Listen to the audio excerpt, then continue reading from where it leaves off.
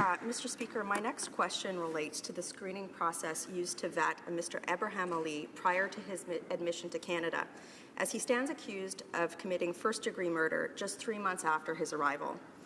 In 2017, the National Post published an article about a Canadian Border Services Agency internal audit that found in some cases gaps occurred in security screening during the period of time Mr. Ali's admission was processed.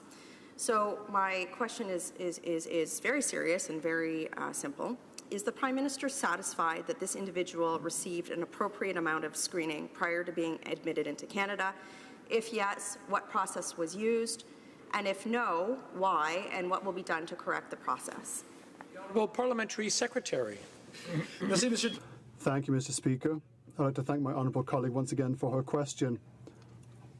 I cannot comment on individual cases, for example. It is not the place to do so here in the House. What I can say, to answer to her question, is that, like the Prime Minister stated, many times Canada has committed itself to respecting the rights of asylum seekers and refugees at an international level. At the same time, I can say it again and again, we must protect the safety of Canadians and keep our borders secure. That's a job that we take very seriously, Mr. Speaker. The situation must be dealt with through a rigorous process that is both efficient and rapid. That is exactly what we are implementing, Mr. Speaker.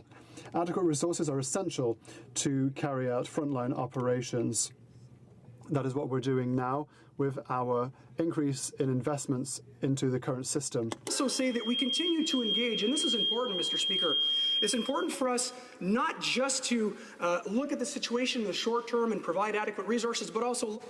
L'honorable député de Beauport. The honourable member